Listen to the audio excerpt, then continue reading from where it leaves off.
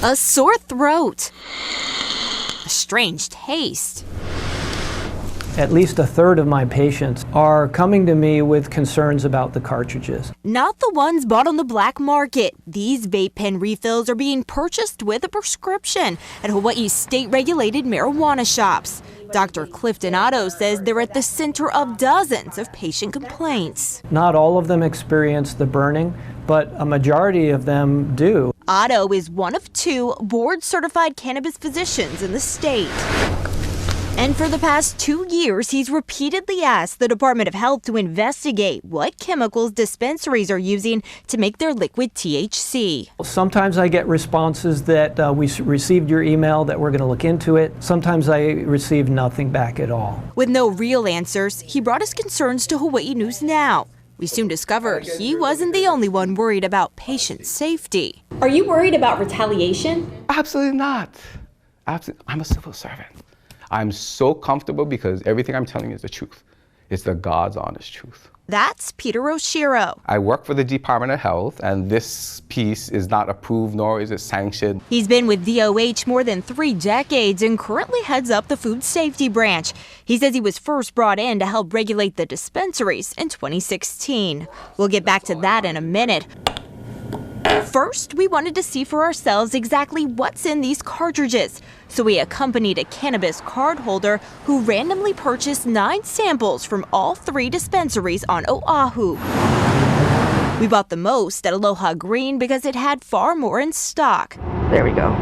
Then we had the cartridges blind tested at a state-certified lab to find out what chemicals the cannabis oil contained.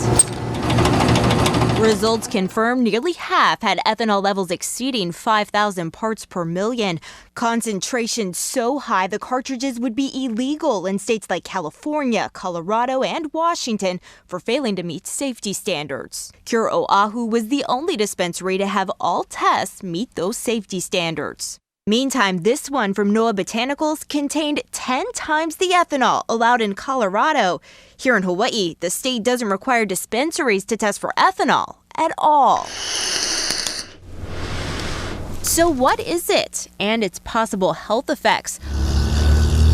We went to industry leaders in Denver to find out why their regulations are so strict. So ethanol is the type of alcohol that is found in alcoholic beverages. It's used to extract the THC from the marijuana plant. Scientist Heather Krug is in charge of Colorado's State Marijuana Laboratory and Sciences Program. Their ethanol limits for vape cartridges are capped at 1,000 parts per million to protect patients. While little's known about the long-term effects of ethanol inhalation, Krug says there's evidence it could lead to rapid intoxication and other unwanted side effects. In the 5,000 to 10,000 parts per million range can cause irritation of the eyes, lungs, nose, and throat. Some of the same symptoms reported by dozens of Dr. Otto's patients. The other issue, of course, is not only what is in the oil, but what is in the device that's being used to vaporize these oils. Additional testing showed lead in parts of this Aloha Green cartridge, including sections of the casing that come in direct contact with the medication.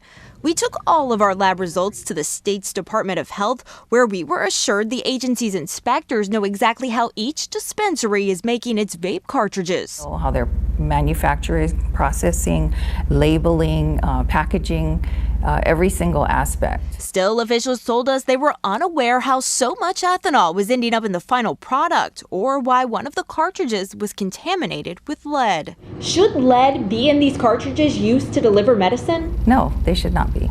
Nevertheless, the department says it stands behind vape pens marketed in Hawaii's dispensaries. They're as safe as we know, based on the current information. That brings us back to Peter Oshiro, the longtime DOH program manager who's blowing the whistle on practices he believes are putting public health at risk. That they really have no clue how to regulate this industry. And the sad part is they don't want to learn. Oshiro says one of his biggest concerns is that the state's cannabis program isn't using properly trained people.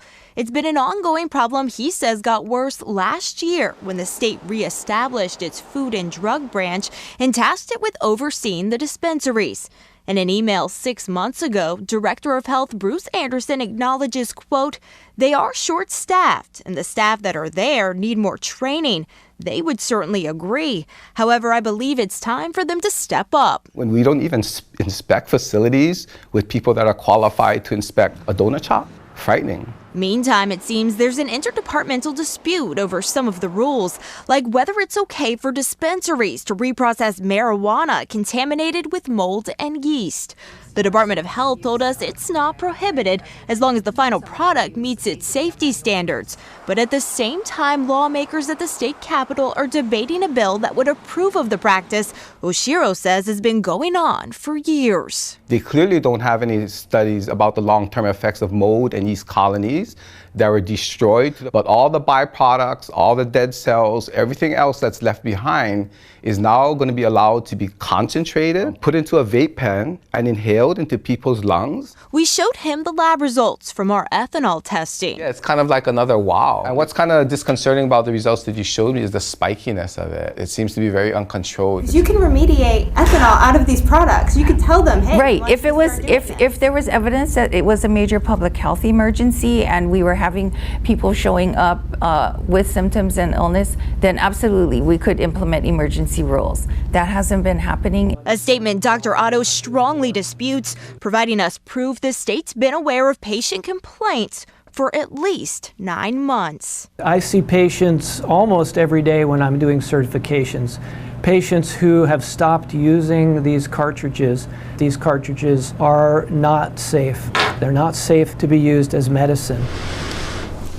We reached out to all of the dispensaries involved in our investigation, and to be clear, they are all in compliance with guidelines laid out by the Department of Health. The CEO of Noah Botanicals had this to say about its ethanol test results, telling us their products are safe and that they will continue to abide by the rules set forth by DOH.